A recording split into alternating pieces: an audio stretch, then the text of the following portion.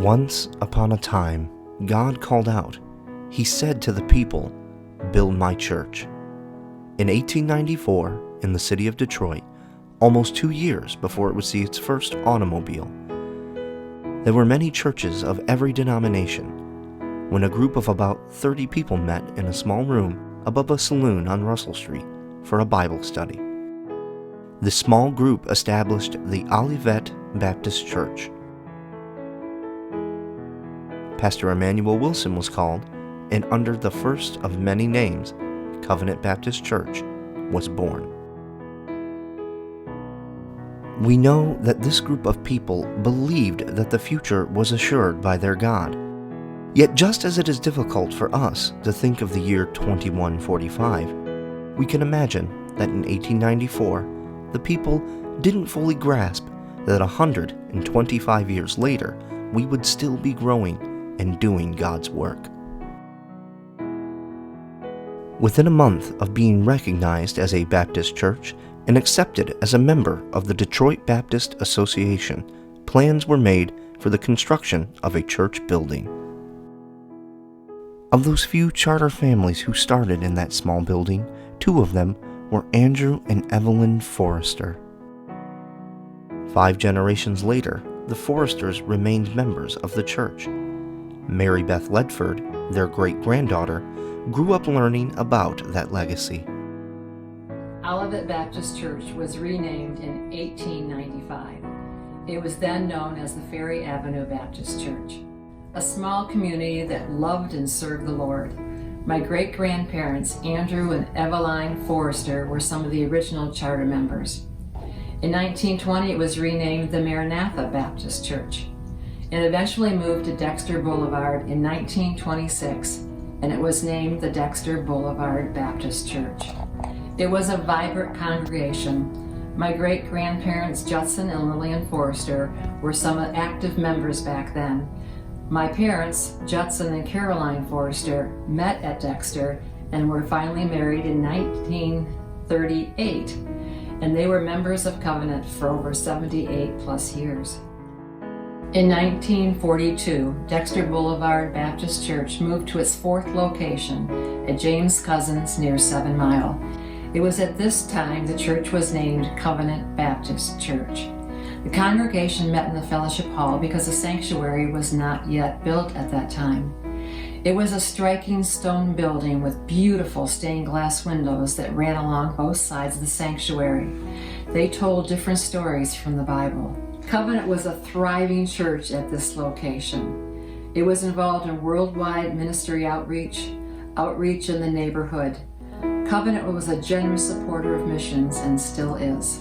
My 3 brothers and I called Covenant our church home from birth to early adulthood. Church wasn't just Sunday mornings back then. It was Sunday nights. It was BYU. It was Wednesday nights. There was always something going on at church.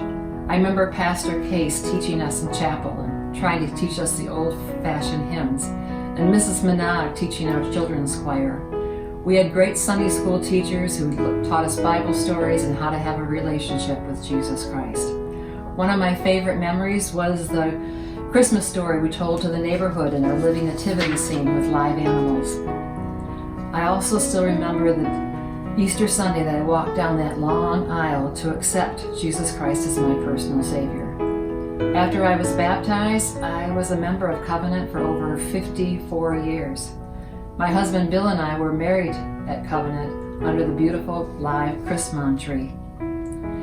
It was voted in November of 1969 to buy the property at the current location in West Bloomfield. The first service was held at West Maple Junior High School in November of 1973. We continue to have services at the James Cousin location as well. We broke ground in West Bloomfield in April of 1976, and our last service at the location on James Cousins was Maundy, Thursday, April 7th, 1977. The James Cousins location became the home of Hartford Baptist Church.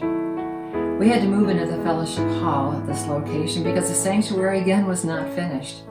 Since our sanctuary was not done, the Jewish community of Temple Bethel graciously let us use their temple for our Easter service April 10th, 1977. We had our very first service in the fellowship hall here, and this next Sunday, April 17th. We have had 5 church buildings, 16 pastors over the last 125 years.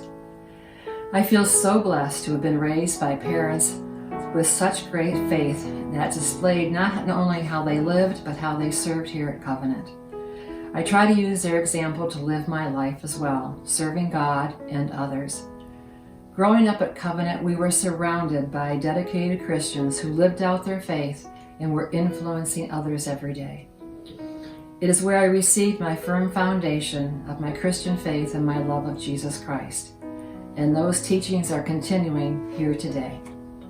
Even though my family and I moved away, I always will think of Covenant as my church home for 63 plus years. One of my favorite verses is, "Whatever you do, do it all for the glory of God." May Covenant continue to glorify God as you love and lead people to Christ in the years to come.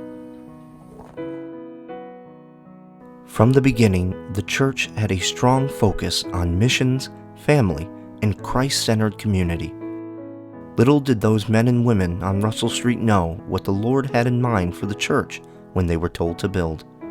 But thanks be to God, they listened, followed, and did as He instructed. They were faithful, and God was too. Now, 125 years on, that faithfulness continues in our work as a congregation and in God's work in us.